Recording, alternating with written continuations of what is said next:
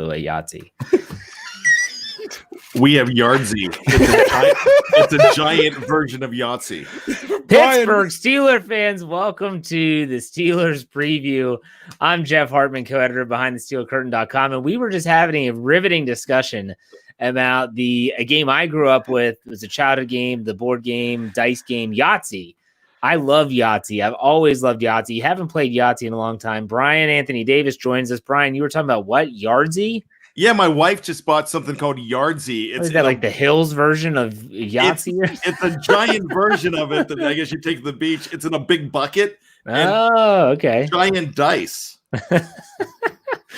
Dave Schofield, the other co-editor behind the Steel Curtain, is with us. Dave, are you a Yahtzee guy? I always enjoyed it growing up. I haven't played it for a very long time, but now I'm thinking about it. That wouldn't be a bad game for now that my kids are getting a little bit older and they can handle it. You just got to yell Yahtzee, which I remember who was one of the ESPN anchors used to call that, and that was a great call on the highlight. Yahtzee. I think it was Craig Kilborn. Craig Kilborn, I remember him for saying Jumanji. Yeah, Jumanji. I think he did Yahtzee. I loved him. I'm thinking it was the Van Pelt commercial for when he was doing he was like in a closet practicing stuff for Ken Griffey Jr. home runs. Because I remember he's like, it's never iffy if it's Griffey. No, that blows. And I remember, I think one of them was Yahtzee, but I can't remember. And Kilborn used to do when Dennis Rodman was playing, he'd call him Wormy. He'd go, Wormy. It just goes to show you, my gosh, how the drop-off of ESPN. ESPN used to be so good, and SportsCenter was must-watch TV. As a kid, we'd go to my friend's house every morning in the summer, and we would watch the highlights multiple times. It was always fun. You always caught something new, great. But I digress. I was going to say, Jeff, this isn't the hangover. Let's actually talk about the Steelers. He calls you out, Bryan. Oh, boy. The Pittsburgh Steelers host the Cleveland Browns on Sunday at 1:00.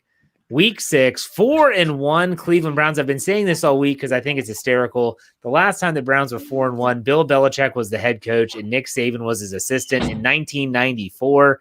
There are some people in the live chat that weren't even alive when that happened, but here we are. The Browns are 4-1. Steelers are 4-0. This is a gigantic game. But guys, I have a question for you. We're all at differing points of our life, meaning we're all different ages. In terms of a rivalry, this is a question I saw posed on Twitter recently. As it goes to a rivalry, we all know the Ravens are the pinnacle with the Steelers. However, where do the Browns fall, and what do the Browns need to do to get some of that machismo back in terms of the rivalry? Bryan, we'll start with you as the elder statesman. The Browns did it. They brought the rivalry back by being complete, total thugs last November 14th. Oh, good point. And swinging helmets. And they brought it back this week when Kareem Hunt, who is a piece of garbage. You know how I always talk about how when it's brown, flush it down, and it's no longer really, they're not playing like when it's brown, flush it down. But guys like Kareem Hunt and Myles Garrett, they're complete pieces of crap. So you know what? When he comes out this week, I'm fired up. What did he say? What did he say? Kareem Hunt wants revenge on the Steelers for Myles Garrett. And I'm like, what are you talking about? I mean, what in the world is, if the rest of the team is believing that garbage, then you're going to see some dirty crap this week. Well, we know it's good. We know it's going to be a physical game. We know there's going to be some heated discussion. I think this would be a different story if the locker rooms were open, if Mason Rudolph had a microphone in his face this week, which he will not, because there's no way the Steelers will ever put him up in front of a Zoom call because there's no need to. He's a backup quarterback. But I got a feeling that if the Steelers players, when they hear Kareem Hunt's comments, it would have to sound like the teacher on Charlie Brown. Womp, womp, womp, womp, womp. They're focused on just beating the crap out of this team on Sunday at Heinz Field and really proving a lot of points. We'll get to that in a second. But Dave, in terms of rivalries, how do you view the Browns and what needs to happen for this rivalry to kind of get back to where it was? They have to be better than the Ravens. If they're Well, I'm not until- saying it no. has to beat the Ravens, but to be considered a rivalry, like what needs? Do you don't think that they have to beat the Ravens? No, The I think Browns they have do? no. They have to be a better team than the Ravens. Oh. So, and if they're not a better team than the Ravens, then the Ravens are going to be the bigger rivalry. Because yes, you can have this other side crap going on, but really, it's ultimately about wins and losses in football games. So we will always be the Browns' biggest rival. We will always be the what's that other team in Ohio? The Bengals' biggest rival, and we're the Ravens' biggest rival. Yeah. That I ran that article this summer when it was a fan pulse thing of who their biggest rival was. Every single team overwhelmingly in the AFC North said it was the Steelers. But of course, the Steelers, the only one they even really gave any recognition to was the Ravens. The other two are just They're 4-1 and they're dangerous though. And they've got, I mean, they are a rival again. They are definitely a rival. They've been a rival before. I mean, I know it's intermittent, but you know what? If they come out and beat the Steelers, they're the rival. They're a rival for the rest of the year. When that happened on November 14th, everybody was looking at December 1st and could not wait for that game. You can't tell me that wasn't a rivalry game on December 1st last year. Oh, it was. Well, I'm not saying it's not a rivalry, but I'm saying it's not going to be anywhere close to the biggest rivalry until they're better than the Ravens. I think there's room for more. Okay. There's a lot of angst between these two teams. And let's be honest, in the past few years, that angst has left the Ravens rivalry with Terrell Suggs leaving and the Ray Lewis retiring and all this stuff. There's not that hatred that was once there with the Ravens. It's more of like that mutual respect. It makes me want to puke. But the Browns, no, that's not there. You need to bring back Joey Porter for this game. Let him walk around with his jersey up before the game, flexing his muscles, fight somebody. That's what they need. Joey Jr. puts $10 in the tip jar. Says Kareem Hunt needs to shut his mouth. Our defense is only giving up 1.4 yards per rush, and that's with their base defense. The Steelers, we're going to talk about this, Dave. I definitely want to let you talk in a second about the numbers and Dave Stat Geek show, which ran Thursday morning. If you haven't checked that out yet, it's only on our audio platform.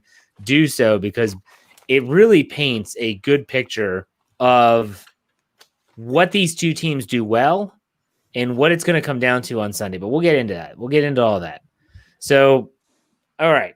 You think that's going to matter, Brian? Like, do you think that's going to give any extra motivation to the Steelers? Kareem Hunt saying he's going to be a revenge for Myles Garrett?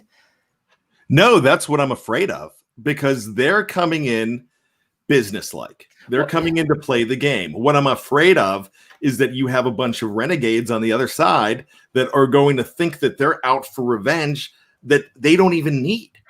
There's no revenge here. They're building this up, coming in all fired up against a team that's like, there's no need for this. I mean, we're not seeing it the same way, but when they are off the charts, lunatic and crazy coming into a fight, that's a dangerous team. And this is a lunatic and crazy team coming in. I think that this is the perfect storm for the Steelers, to be honest with you. Because if let's say the Browns were 2-3 or 1-4, like the Bengals, no one would be paying that much attention to this game. They're 4-1. They have Pittsburgh's attention. It's the last of a 4-game home stretch. The Steelers hear what people are saying about them and how there's only the teams that they've beaten. There's only been 2 wins as a collective after the 5-week span. They hear that stuff and they want to prove themselves worthy of all the praise that they've been getting. And they want to prove that their undefeated record is not just smoke and mirrors. I think this Steelers team is going to be really, really focused. And I think it's going to be bad news for the Browns. Dave, go ahead if you want to chime in. I was agreeing with you. That's all I was doing. I was shaking my head in agreement. All right. Is that I like this. I always have a little bit more confidence with the Steelers when they're going up against a very difficult opponent than I do when there's someone that's kind of flying under the radar, because it's the NFL. teams are still, I mean, they're still NFL teams. You know, sometimes people like to say, oh, well, this college team could beat this. No, they're still professionals. They're going to beat anybody else. And that's why it's very rare that a team goes all season without winning a game, because these are professionals and they will eventually find at least one way to win at some point. So you just don't want to be that team when it's those teams that are struggling. But when the Steelers go up against teams that are a more formidable opponent, a lot of times they will rise to the occasion. Go ahead, Bryan. And, you know, I'm fine with all of that, but the X factor is the lunacy on the other side. You can't talk turkey with a crazy wishbone. And that's what's happening when, you know, the Browns are coming in, have all these delusions in their head. They're dangerous when that happens. Baker's nuts too. You know, Baker's insane. This entire team is off the charts stupid. And Pittsburgh's coming in as a business-like team. They're focused, but you can lose your focus real quick when you have a bunch of idiots on the other side upsetting the apple cart. You're painting this picture like it's Vontaze Burfict and Pac-Man Jones and the Bengals. Like, do you really think it's that level? I really don't. They lost the biggest idiot from last year. Who? Kitchens. Oh, that guy is an idiot. They've got someone in there yes, he's dealing with other stuff, but he's doing a much better job. I mean, I'll tip my cap to him. I think that Stefanski's doing a nice job in Cleveland. I think he's the right man for the job to kind of change things there. He worked with Tomlin when they were both in Minnesota. He's a good coach. They should have hired him the year before. I'm not going to argue with that. I'm just going to say you've got renegades on that team that are going to take matters into their own hands. You've got vigilantes on the Browns, and you can't stop that with a headset on the sideline. You just can't. There's going to be penalties like crazy in this game. There is going to be a lot to talk about after this game. There is going to be unsportsmanlike going out the yin yang, and it's going to be ugly. There's going to be points when you're going to remember and wax poetically about Vontaze Burfict, because I'm telling you what, the Browns are the new Burfict. Just wait till Vince Williams gets his hands on Hunt the first time, because those two, if you go back to last year, there was a game, I believe Chubb missed a game last year as well against the Steelers. Those two had some exchanges, we'll put it that way. I don't think that was lost. There's no love lost. I don't want to make it sound the Steelers are just like, oh, here we go, another day at the office. No, trust me, they're motivated. They're just not running their mouths. That's the only difference. All right, Dave, do me a favor. Give the people that are listening, whether you're watching us live or whether you're listening on audio, it doesn't matter. Give us the Cliffs Notes. Do they still make Cliffs Notes, by the way? I lived off those in college. I don't know if I should have.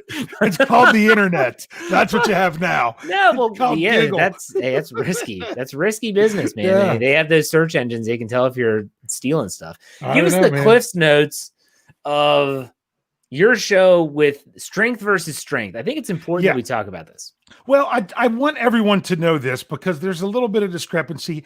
I adjusted my league ranks for the Steelers based on them only playing 4 games versus 5. Because it's not fair to say that, oh, yeah, the Steelers have the 4th best passing defense in the league because they played one less game. When really, if you average it out, they're 16th. But where it goes is if you adjust it based on the number of games played, Cleveland is the number 1 rushing offense. They are averaging 188.4 yards per game. Now, that was down last week without Chubb. It was their lowest one, but it's still up there. The Steelers, after it's adjusted, are the number 2 ranked rush defense. They're not number 1, as some people think. They technically are with yards, but Tampa is really close, and because they played an extra game, technically you could say they give up less yards per game. But the Steelers are only giving up 64 yards a game on the ground. So you're talking something's got to give. Either the Browns aren't going to be able to run as much, the Steelers are going to give up more yards, or it's going to be somewhere in the middle. Okay, yeah, it's strength versus strength. Bryan, when you think about what part of the Steelers team really has to perform well in this game to put him over the top, what is it you think of? Doesn't have to be offense, or it can be either or. It doesn't have to be one or the other. What aspect of the Steelers needs to really step up? Defending the backs out of the backfield. catching passes. That's what I'm concerned about. I am less concerned about. So I need the linebackers. I need the middle of the field. I need Bush to really lead the way. That's a good one. That's a really good point because they do like to get into Stefanski. I read this statistic that I guess he was in Minnesota last year. They ran more screens in Minnesota than anyone else in the National Football League. Yet Cleveland has only run like 7 this year. They're expecting him to do a lot of that against the Steelers to counteract the blitz. Something to think about. I like that point. What about you, Dave? What do you think? When you think about the Steelers need to do something really well, what is it? Well, that's a great answer for bad. Yeah. That's the answer, I think, is that I said this on my Stat Geek show. I'm more concerned about the Browns, about Kareem Hunt as a receiver than I am as a rusher in this game. It doesn't mean that he can't rush. I'm just worried about that. Think of Saquon Barkley in week 1 where he was shut down in the rush and yet still did adequate when it came to the passing game. So I guess I should kind of look at it as on the other side, and they've got to keep Ben upright. And I mean, and it's not even just that. You got to keep them from getting to Ben and even laying the hit on him late as he throws the ball. So whether you're talking about quick passes, whether you're talking about effective running game, whatever it is you're doing, you want to keep Ben Roethlisberger as clean as possible. Yeah, and the Steelers have actually done a really good job of that in the past few weeks. Even against Philly, everyone thinks Philly, known for their defense, and they are. And they're a good defense, and they do get after the quarterback. But Cleveland doesn't have, I think they have 14 sacks on the season. 12. Oh, 12, even worse. Yep, okay, so right here. They have 12 sacks, 12 takeaways. Yeah, and they're leading the league in takeaways. They also lead the league in plus minus with, I think, a +6 the last I checked. I think they were in terms of and then they don't turn it over a lot. I feel like the Browns are feast or famine. I really do. I feel like if the Steelers don't turn the football over, because that's what they've done. They've been giving Baker Mayfield short fields, and they've been giving him extra possessions. If you don't give them those two things, I've said it a million times, Baker Mayfield sucks. I've watched film on this guy. I watched a breakdown on him the other day. He is not playing well, and he has an injury he's dealing with. I've heard it called ribs. I've heard it a shoulder, and they're labeling it as a chest. So I don't care what it is. He's been limited the first 2 days of this week in terms of injuries. Wait till he gets hit. The Steelers might not sack him, but they're going to hit him. They hit every quarterback they play. Ask Jeff Driscoll. Ask Carson Wentz. They hit everybody. So when he starts getting popped, he hasn't been accurate with the football all season. Just wait until he gets hot. But honestly, for me, the key is red zone offense. The Steelers' red zone offense has been better, not good. It was better than what it was last year. Last year was atrocious. I think last year they finished with a 38% in terms of converting into touchdowns. 38. I think this year so far through 4 games, they're at 60%. Not horrible, but if they can score touchdowns and they can force the game into Baker Mayfield's hand, and they can't rely on the run, make them one-dimensional. That's something Mike Tomlin talked about on Tuesday. They asked him, what's the benefit of playing with a lead, something they didn't have a lot of last year. He said, you can stay balanced on offense, and you're forcing the defense to be one-dimensional. Or the offense, in terms of your defense, knows exactly what they're trying to do. You saw it with the Eagles. Carson Wentz had to throw the ball to get back in there, and they were down by 2 scores. Now, did he? Yes. But still, that's what they want to do. They want to have that lead, and they want to make sure they can dictate, and so to speak. So we'll see how that pans out. Bryan, anything to add, or are you good? The only other thing I want to say, I agree with you on Baker sucking. I mean, I think he does. But here's the thing. Last year in that week 12 game, or whatever week it was, November 14th, whatever, that 10. Yeah, week 10. All I know is November 14th is etched in my brain forever. And I got to tell you, here's the thing about it. When he got confidence early on in that game and they weren't getting the pressure on Baker, he was making it work. So as much as he sucks, he really got that game won by completing some really good passes and not getting knocked over by the Steelers. It really wasn't. I don't think this is a game, and I don't want to get too far into the show because we have the over-under coming. I don't think this is a game that the Steelers will end up with a lot of sacks unless they get the lead, and Baker Mayfield has to really drop back to pass and try to deliver strikes down the field. They're going to try the short intermediate routes. They're going to try to get the ball out of his hands quickly. They don't want him to get hit, but he's so small. He's a wee man that this is where Stephon Tuitt, Tyson Alualu, Cam Hayward, if they're smart and they can read his eyes, get your hands up, knock the ball down at the line of scrimmage. And the defense has to be prepared for that. You can't give them the cushion. And I did see as one of the Cleveland Browns defensive backs said that, the last 4 games the Steelers have played, the defenders have been playing with so much cushion, they've just taken under everything underneath. Well, I mean, Chase Claypool had a pretty good body of work in week 5. I don't know if you want to bump him at the line of scrimmage. He's a pretty big guy. Let's talk about that, though, for the next segment here. The Steelers' offensive weapons. Now, we don't know about Deontay Johnson because he was limited today. He missed practice on Wednesday. This is being recorded on Thursday night. I still believe that predicting who's going to break out for the Steelers team every single week is extremely difficult because right when you think it's going to be Juju, a team might double Juju and it turns into Chase Claypool. If you had to predict who's going to break out on offense for the Steelers in week 6, who's it going to be? Brian, we'll start with you.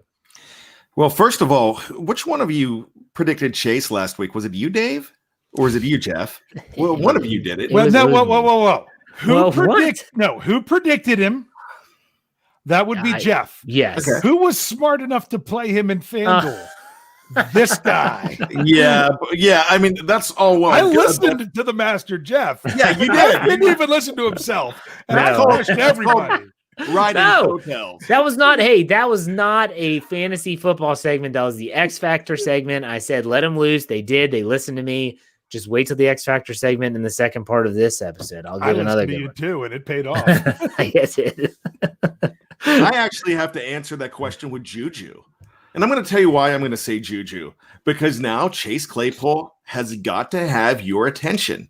Is he going to have 4 touchdowns this week? Is he going to have 2? You don't know what he's going to have. Ben's going to go to him because he loves that receiver now. He has the trust of that receiver. He's going to go to him. But Ben's smart enough to go with the guy that is open and that's going to help him out. He has great peripheral vision. He's probably going to look at Juju Smith-Schuster a lot in this game because you can't forget about Chase Claypool now. And then that throws in the opportunity for James Washington. So it's kind of a crapshoot with any of these guys. Next thing you know, they're in the laboratory. They're working up stuff like they did last week for Ray McCloud. Yeah. So they know that any of these guys on any given Sunday could win the game for their own team. And they trust all 5 of these guys now. So when this week and 2 weeks ago, when Deontay Johnson goes down, nobody was freaking out because you knew what they had everywhere else. Claypool's probably going to be the number 1 guy pretty soon. But Juju still has enough mojo to get it going, and Ben trusts him, and Ben's going to find him. I'm really anxious to see what the Browns do with Denzel Ward if they have him follow a receiver. I'm not sure if that's something they do. I don't watch the Browns unless I absolutely have to. But I'm curious to see, will they have him on Chase Claypool, even if he's in the slot? That's what the Steelers have been doing a lot. They love to attack from the slot, whether it's Juju or Chase Claypool. Dave, if you had to predict an offensive breakout, who is it? I mean, you're just as well playing Yahtzee. Pull out the dice. You got 6 different guys. You just roll the dice and say, I'll go with this one this week. No, really. I mean, you can look down and see where you think the matchup really goes. I like the matchup with Juju. I think bottom line is the Browns, are they going to overcompensate for Claypool? I'm going to say overcompensate. I mean, you have to compensate for him. I just mean by doing that to make somebody else more open and be able to have a bigger game. They probably will. They probably will have to do that with Claypool. They can't, because if they let that if that guy tears up the NFL 2 straight weeks, the Browns are going to be like, everyone's going to say to the Browns, what were you thinking? How could you let him do that after what you saw last week? So I think Juju is a great answer. And if you could, I would even say Deontay Johnson, but I'm still not 100% sure about him being healthy. Can I ask a quick side question to you guys? Yeah. You put Johnson back there anymore for punts, or are you ready to go with Ray McLeod? Because I think he does more. I don't see a big drop off there. So and that's what I sent you. I sent that message to you, Dave, when we were during the game. And it's but what's funny is I got that like 2 minutes after my brother said it. He's like, they need to have Ray back there. Because like you said, there's not a big drop off. It would be different if you were throwing back, I don't know, Anthony McFarland, and he's just going to fair catch the ball. Like Ray McLeod is a good return man, and he has done nothing as of yet to prove that he can't get the job done and be effective doing it. So it's going to be interesting to see what happens. I always think to go back to the prior question with the breakout players, I always think about the Bill Belichick style of approach to a game. What does Belichick always do? Like when he's getting his defense, what's he always do? Mixing it up. Well, he takes away one thing, your best thing, and makes you beat you with the others. And so that's why when they played the Steelers, when the Killer Bees were out there, what would he always do? He'd always take away Le'Veon Bell, because he felt that we're going to take away Le'Veon Bell as the most dynamic player. And then they would double team Antonio Brown. I mean, he was so creative. I always think to myself, if it's a copycat league and other defensive coordinators are doing that, how would you approach the Steelers with this versatile offense? And Bryan, you kind of touched on this a little bit when you were just talking about, okay, so do I put two people on Chase Claypool after his big game? Or do I think that's just a flash in the pan and I still focus on Juju Smith-Schuster? And then what about Eric Ebron? What about Deontay Johnson if he plays? James Washington is no slouch, and I guarantee you he's going to break out in one of these games. I'm not sure when, but he's going to break out. We've seen glimpses of them taking shots to Washington, haven't connected yet. I think they're due. I'm not sure if it's this game or not, but you have to wonder, if you're the defensive coordinator, and we'll finish the first segment on this topic. Dave, if you're the defensive coordinator, how do you approach defending the Steelers offense in 2020? Ooh. It's tough. It's really tough. Honestly, your focus has to be Ben Roethlisberger, because, I mean, seriously, because you can't say, oh, let's take away one of his weapons, because he's got too many of them. So, but I don't know what to do to take out Ben Roethlisberger. You can't blitz him. Well. He'll know what to do. So I don't. You know what? But that's not we're for the Steelers. We don't have to answer that question. But this is a good problem to have. We're talking about self-analysis. I don't want to do that. No, I don't know what to do. I mean, I look at that touchdown, and it's funny because Jeffrey Benedict reminded me of this today. The touchdown to Claypool where they had the four bunch on the one side. He said back when Haley was there, they called that the hypocycloid. I don't know if that's true or not, but I love it if that's the name. You know, put the four guys out there, Ebron to the side, 22 formation. That was two tight ends and two running backs. They were in a 4-4 defense. They only had three defensive backs. So you split them out wide, you know, and they didn't adjust over that way enough. Well, if they do, then you've got Ebron one-on-one. And that's why Ben said he threw it to Ebron all those times in practice, because the Steelers adjusted properly. Instead, the Eagles are out there trying to say it's a flag, and I have no idea why they're saying that. I'm like, they've got two eligible guys on the line of scrimmage. Nothing they're doing is wrong. So because they didn't line up out there, it was just beautiful, because there was nothing the defense could do that was right. If you put a different personnel package out there, unless you have guys that are great against the run and the pass, you know, a bunch of Ryan Shaziers, let's just say that, out there, what do you do there? I mean, especially when your one wide receiver is Chase Claypool, which, you know, the talk is he's built like a tight end. Who was the one NFL guy that was saying he's basically Gronk, you know, but faster? There was someone I saw. Chris Sims compared him to Megatron. When he was drafted. So just some crazy stuff. Yeah. So. And that's why the Steelers need the creativity on offense. I think that's the best we've seen so far this past week, because you can force the mismatches if you set them up that way. And I really like how it's evolving so far this season. I'm going to say it again, because I said it on the Scobro show. The Steelers still aren't even to a point where they should be out of the preseason. Yeah. They were supposed to have 5 preseason games. Good point. And they have not played 5 games yet. So they're on their way. Yeah. This is where Dave as a defensive coordinator walks in and goes, all right, guys, we got a tough test ahead of us. Got to go play hard. Got to go. All right. Play hard. Hey, Get her hey. Go ahead, Brian. Take a stab at it. FYI, I was right about that. Go ahead, Brian. What are your thoughts on the defending the Steelers offense? All right, guys. If I'm defending the Steelers offense, I'm going to poop in one hand and wish in the other because they are like the board game Clue. If Professor Plum doesn't get you in the conservatory with the revolver, Colonel Mustard, sure as hell, is going to get you with the rope in the conservatory. What's with the board games tonight? This episode of BTSC's Steelers Preview is brought to you by Parker Brothers. Mrs. Peacock with the revolver in the game of life in the conservatory. I got to tell you, I mean, I don't want to have to defend these guys because this is the deepest and most versatile Steeler offense Ben Roethlisberger's ever had. And I can honestly say that. Because we're talking about, Jeff, you brought up a great point. Belichick was able to take away Antonio Brown. He's able to take away Le'Veon Bell. But here's the thing. There's not a Sammy Coates or a Kobe Hamilton that you're going to next. Yeah. There's so much more than that. And that's where the Steelers are dangerous. And this is what they put this team together. Remember, we always talk about the window closing.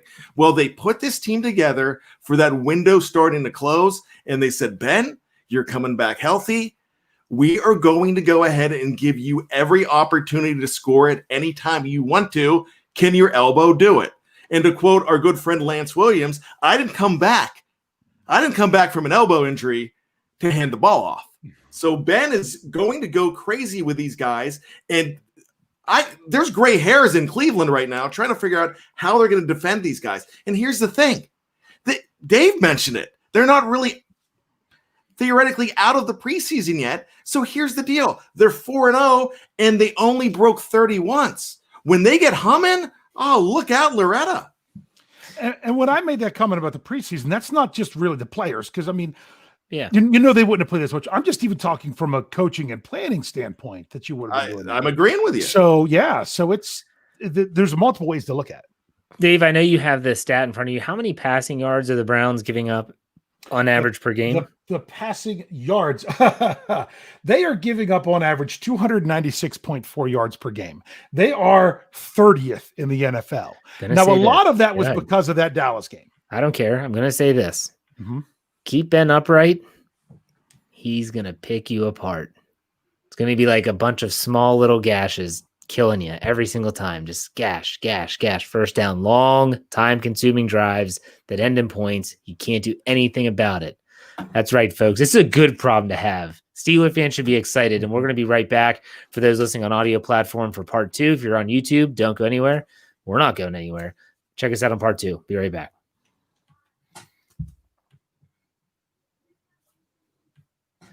All right, Pittsburgh Steeler fans, Jeff Hartman, co-editor of BehindTheSteelCurtain.com, back with part 2 of the Steelers preview. We are getting all jacked up for this Week 6 game between the Steelers and the Cleveland Browns. Brian Anthony Davis, our podcast producer, and Dave Schofield, the other co-editor of BehindTheSteelCurtain.com, are with you.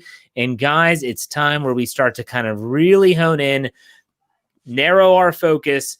Let's talk X factors here. Let's think about offense and defense. Let's go with an offensive X factor first. Who is that player that you consider the X factor, the linchpin for the success for the offense? Brian, who do you have as your offensive X factor? James Conner needs to set up everything with running the ball. If he could go for at least 80 yards, they're gonna have to pay attention to him. And Ben is going to have time to pick this team apart. So, Jimmy C., you're the man this week.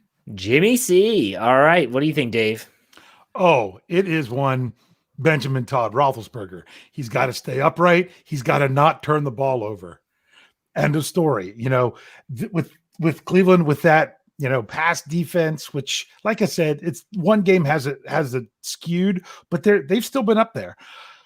Let's keep Ben upright, healthy. Let his brain pick them apart. And I mean, come on, what's his record in Cleveland?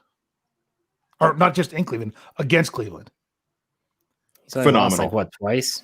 Yeah, I think it's 2 games. Let's see. I can tell you how many wins he has. I think it's 2 losses. Yeah, it's 2 losses and a tie. He's Seattle. Yeah, it's 22-2-1, I think is what it is. Yeah. Something like that. So well, Joey Jr. puts $5 in the tip jar, says 7-Eleven always open. That's Come right. He's t-shirt. referring to, get your t-shirt at behindthesteelcurtain.com. You can find it there. It's a pretty cool design. Those breaking t-shirts are really nice. I'm going to cheat a little bit. I'm going to say that my X factor is going to be, I'm not going to cheat. I was going to say the offensive line, but Dave basically said the offensive line as it pertains to Ben Roethlisberger. I'm going to go ahead and say it's Juju Smith-Schuster. I think that Chase Claypool is going to have the attention of the Browns. If they don't give him the attention that he deserves after scoring 4 touchdowns, then someone needs to lose their job on the Browns coaching staff. But I think they will. I think he's going to draw double coverage. I think the Steelers look for them to take a shot to Claypool deep early. And you might be saying, what in the world does that have to do with Juju? Taking a shot deep early to Claypool, even if it doesn't connect, is sending the message that we are still looking for this guy to produce. So what's going to happen? They're going to start shading to Claypool's side. Put Juju in the slot and let him do the same amount of damage that they did with Claypool in the Eagles in week 5. Let him do it to the Browns in week 6. I think Juju could have a huge game against the Browns in week 6. It does come down to what Dave said and what Bryan said. You got to run the football. You got to keep him honest. You got to keep Ben upright. But I think Juju Smith-Schuster, if those 2 things happen, is going to go off. And I said last week, Claypool was going to go off. Predicting it this time, I think Juju goes off. Dave, you have some dad? Yeah, I want to clean up a stat. I do want to say that Ben Roethlisberger's record against the Cleveland Browns as a starter is 22-2-1. He actually has 23 wins. He came back because Landry Jones started the game and got hurt, and Ben came in and won the game. He threw for if you've heard yards. Both numbers, that's the difference between the 2 stats. All right. Let's go to defense. Defensive side of the ball.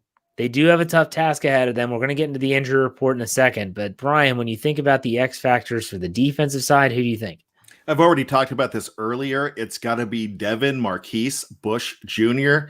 This guy is really important to going ahead and stopping 2 tight ends, 2 very good tight ends. You have Austin Hooper in there. David Njoku's there. And don't forget, I forget his name, but the 4th rounder out of Florida Atlantic is pretty darn good as well. So they actually have 3 guys there. But coming out of the backfield, I'm really worried about Kareem Hunt. We've seen him do it against them before. So Bush has got to be playing I Spy all weekend long. What about you, Dave? Defensive X factor. Well, I'm going to steal one from the live chat because I'm going to go with what Ezra said. I'm going to go Tyson Alualu because he's been locked down on the run in there. He's still the number 1 ranked interior defensive lineman, according to Pro Football Focus.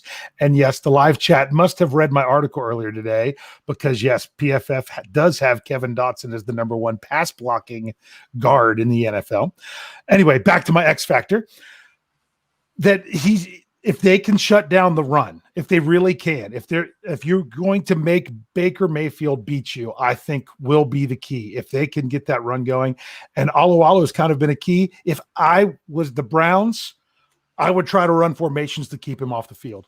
End of story. Because believe it or not, he is it's not like he's making tackles. It's not like he's doing anything else. He has just been disrupting everything you're trying to do. I think this is the best season of his career by far. He's looking like a top 10 draft pick at the age of, 32 or something now. Yeah. So kudos to Tyson. Keep it going. For me, it's Minkah Fitzpatrick. This guy has to hear what some fans are saying. And I said it on the post game. Bryan agreed with me. A lot of people jumped down my throat a couple weeks ago when I said, where's Minkah? Well, tomorrow I'll plug this a little bit. Jeffrey Benedict, who's on our Wednesday night show, Know Your Enemy, who also does our film room, some of our film room stuff for the site, is running a Where in the World is Minka Fitzpatrick film room. Check it out. Just do it. It's really, really good. No, it's not Where in the World is Carmen Sandiego, as I suggested to Brian Anthony Davis earlier. What is with all these games? What a great show. I used to love that show. Where in the World is Carmen Sandiego? Anyways, I have a little handheld game where you have to. Yeah. It's Carmen Sandiego. Anyways, Minka is due. Okay. He's due to have a game where he is a difference maker. We haven't seen it yet. I'm not saying he hasn't been doing his job. I'm not saying he's not still a high-end safety, an elite safety, a Pro Bowl. I'm not saying any of that. He hasn't been that difference maker yet, and I think this is the game. It might come with a fumble recovery. It might be an interception. It doesn't matter. I feel like he is due.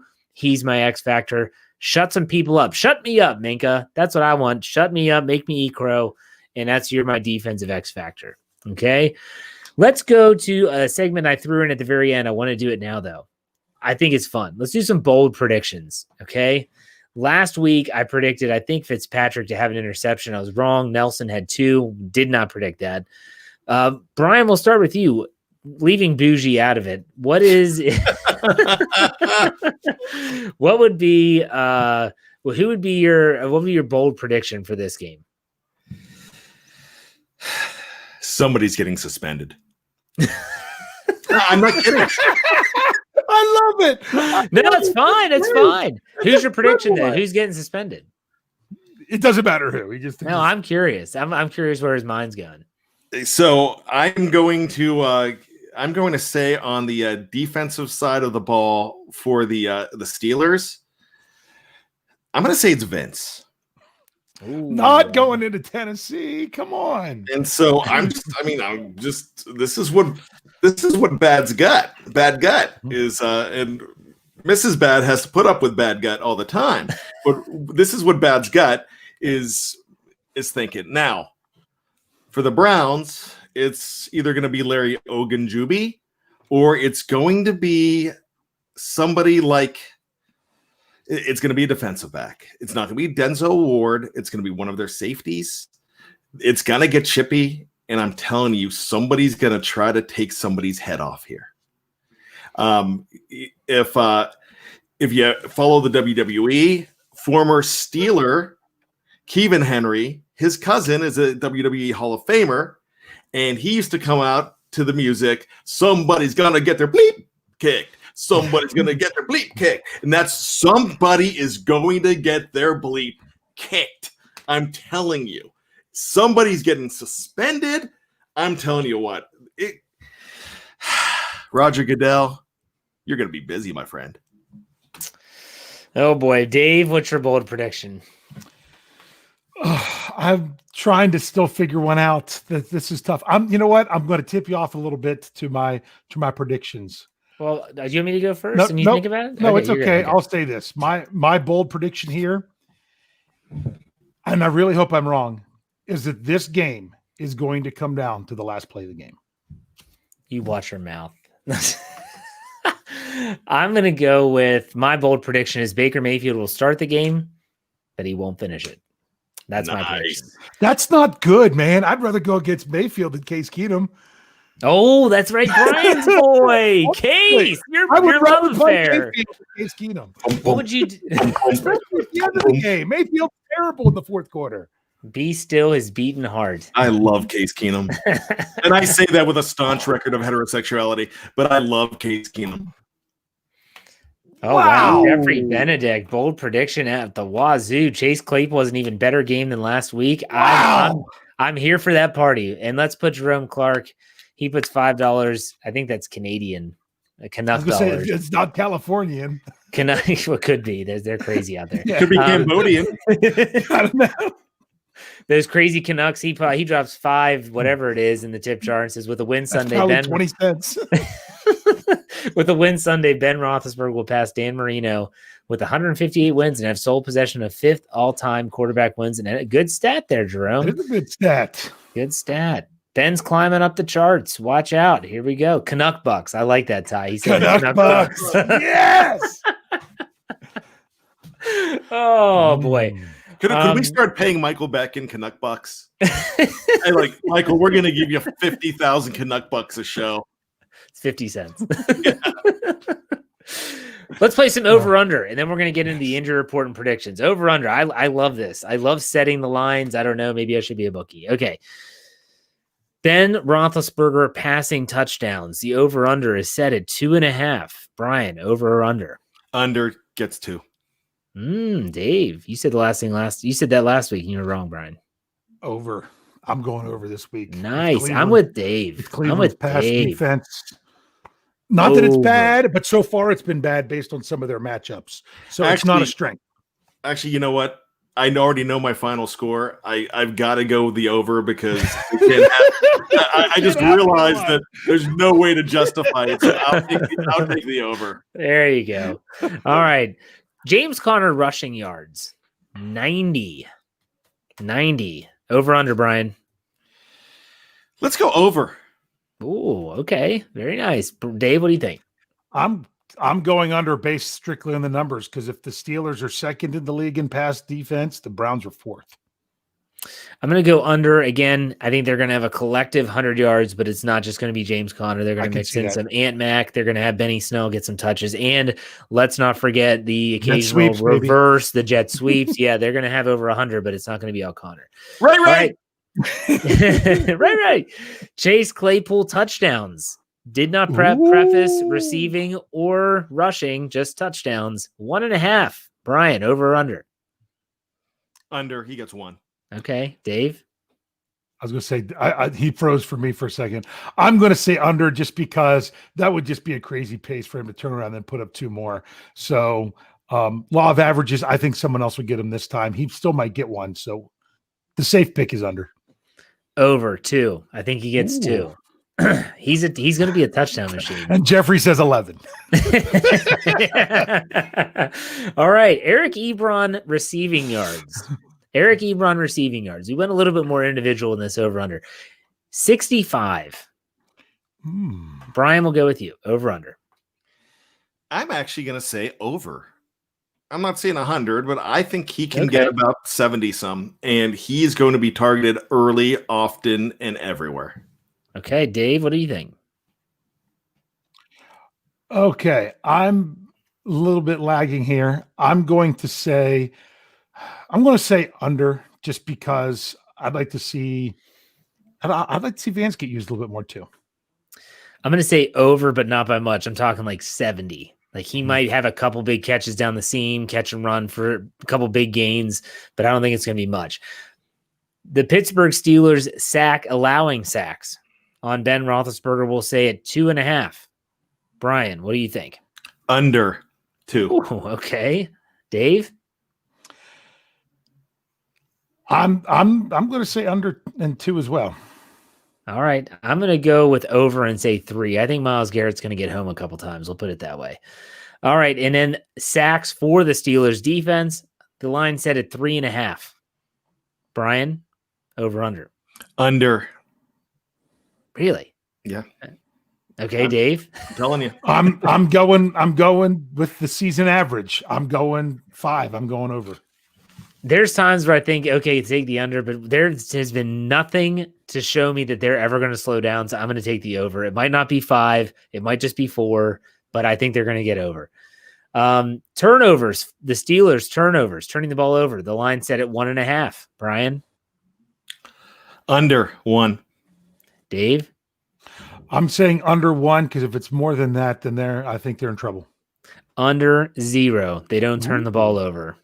It's going to make sense when I get to my prediction. Okay, points scored for the Steelers. Over under 26.5. Bryan? Over. Dave? Based on my already set prediction, I got to go over. You got to go. Like you could change it. Points allowed. I'm taking the over as well. Points allowed 22.5 for the Cleveland Browns. Bryan? Over. Yeesh. Dave? Over. Jeff? Under. All right, let's go to the injury report, and then we'll get right into predictions. Dave, go ahead. Yes, I have to bring it up right here. For the Steelers injury report, everything was almost great news today. The only things that any blips on the radar was one player was limited. Deontay Johnson came back, but was limited. So that's really going to depend on tomorrow. If he would have been not participating, I would have been more concerned, but tomorrow will tell everything. The other one's David DeCastro did not practice again for the second straight day. I don't think he's going to play, but honestly, that's one player that for the Steelers, if I had to choose between DeCastro and Pouncey, who was going to play, I would want Pouncey to play mainly because of, the strength of replacement, going there. But man, the Browns, my goodness, you did Dave, this podcast. Hold on 1 sec. Hold on. Do you think Wisniewski gets reinstated before Sunday? He could. I haven't heard anything about him other than that he is at practice and he's been participating, but he's not on the injury report because technically he's still on injury because he's not on the 53. Right. I haven't heard anything. If he's ready, I'm going to say yes, because if DeCastro doesn't go, they'll bring up Wisniewski. Chances are it'll probably be Derwin Gray, unless they're really worried about him getting picked up and they could now have it be Gerald Hawkins because they kept him long enough after they signed him off a practice squad. And then they could try to get him back on the practice squad there. But it would be one of those two, because it would really help to have more of a backup at guard, in my opinion. Center with Pouncey having the foot injury. Yeah. I mean, I still think he could be the guy to come in. If not, you at least still have a center with JC Hassenauer, but like 4 career snaps, and they were all the last 4 snaps of the last game. All right, go over the ridiculous laundry list of Cleveland Brown injuries heading into Friday. All I have is today's list. I don't have it where it's compared. Like the Steelers do a great job of doing that. Other teams, not so much. Well, you can listen to my podcast, which I already did. It lined it up very well. But Odell Beckham was sent home with an illness. They're not saying it's COVID. They're just being precautious. It's the NFL's new protocol. Cautious, yeah. NFL's new protocol. It's ridiculous. Yep. The linebacker Tay Davis with an elbow was limited. The guys that are full, I'm not even going to mention. Safety Rodney Harrison was out its second straight day with a concussion. That's not good. I don't see any way you can play if you don't practice the first 2 days with a concussion, because you have to do things to move through the protocol. Yep. Kareem Hunt was limited with a thigh. Second straight day. Yep. Kevin Johnson. Oh, that was not injury related, but he didn't practice today, the cornerback. Safety Carl Joseph, hamstring, did not practice. Yeah, he hasn't practiced the whole week either. Yep. Jarvis Landry did not practice with hip/ribs. And then there was some Baker Mayfield was limited. Say it for me, Brian. Ogunjubi. Ogunjubi. Ogunjubi. Okay, Ogunjubi. That might be wrong. Yep. Yeah, I don't know. He's limited with an abdomen. Linebacker Jacob Phillips with a knee did not practice.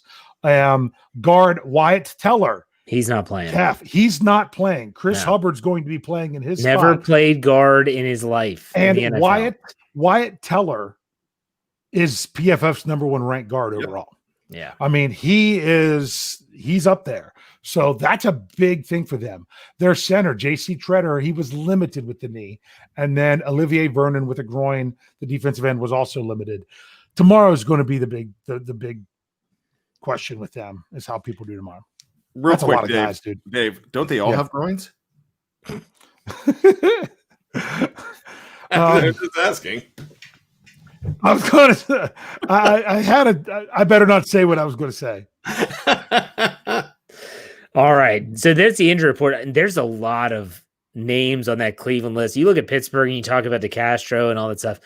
Pittsburgh's list is pretty clean. I love this. Kyle Smith gives us $10. Says, "Money here, take it."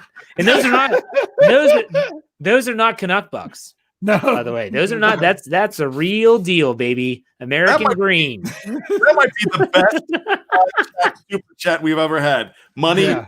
It's like Homer Simpson donut. Eat it. No more Canuck bucks. So someone said that's like a $5 Canuck buck is like $3.86 in the American dollars, but still. Thank you for that tip. All right.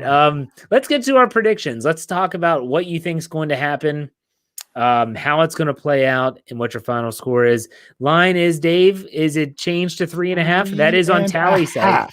Okay. Yeah, Tally site with 3.5, where we had to make our picks. Over, The consensus on our odd shark is 3. It did go down to 3 for a little bit, but it went back Really? up to 3.5. And the over under is 51. Ooh. Okay. And that's on Tally site is 51 as well? No, Tally I site was can't 50, remember. I think. Yeah, I think it was right around 50 or there. 50 and a half. Anyways, Bryan, prediction time. Go. Jebediah, Ezekiel, grab the water hose. It's going to be a barn burner. 38-35 in favor of the Pittsburgh Steelers. Okay. You said 38-35? Yep. Holy cow, you have the defense giving up 35 points. All right, that's fine. Dave, go ahead.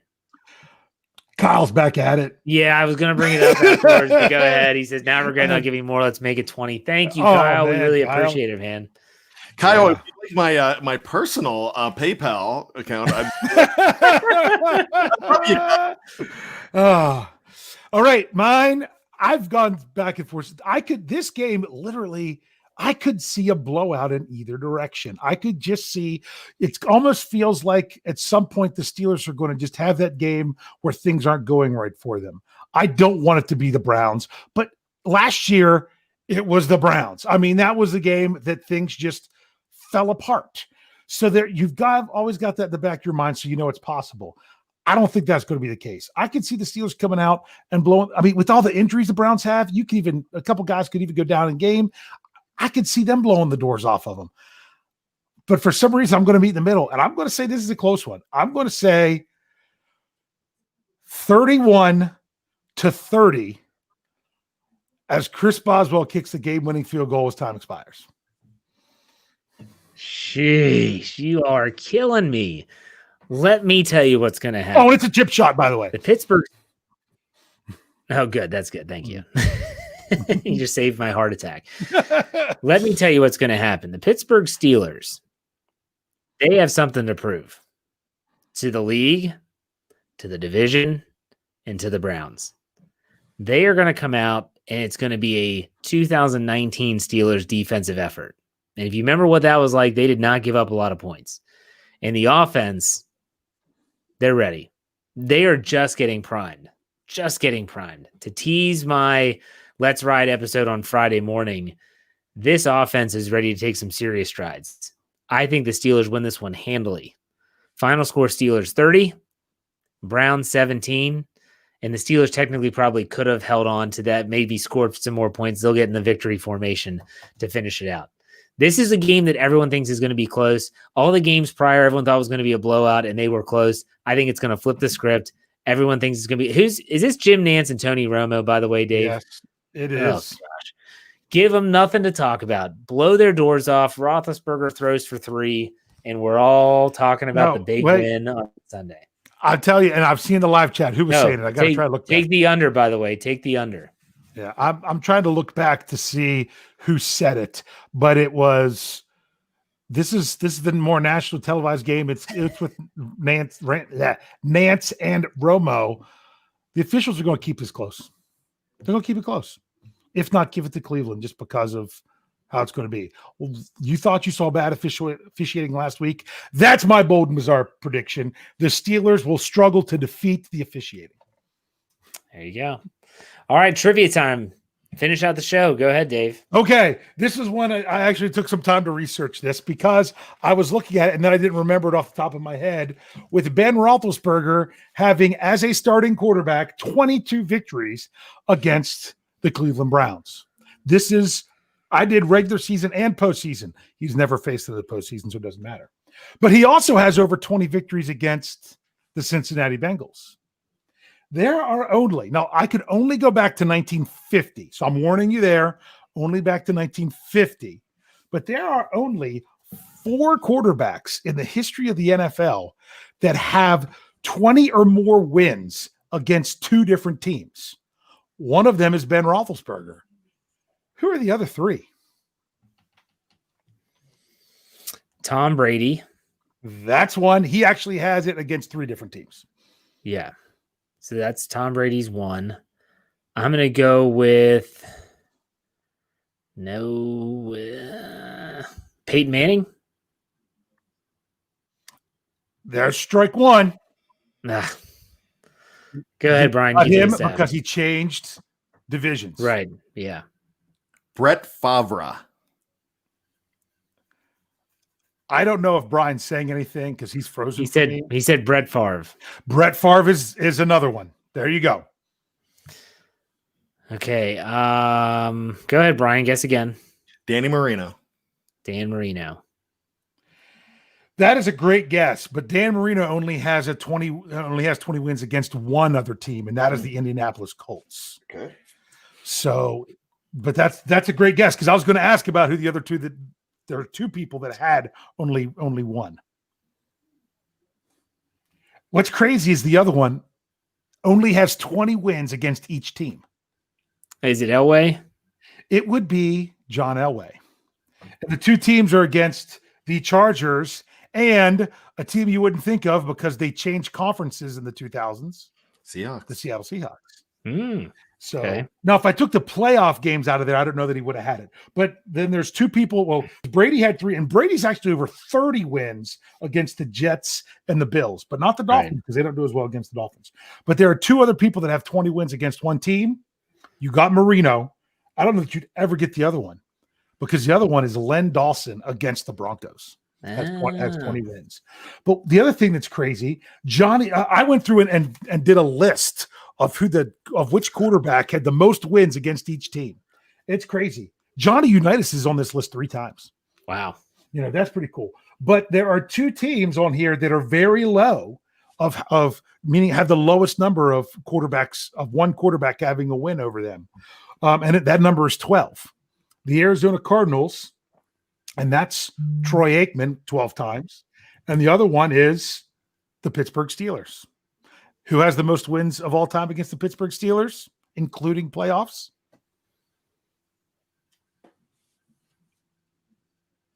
I want to say Tom Brady. It's Tom Brady. I was thinking back in the 70s. And It's Tom Brady. He's 12. Joe Flacco has 11. But if you take the playoffs out of it, the top 2 are as 2 people are tied with 11, and that's Ken Anderson and Sonny Jurgensen.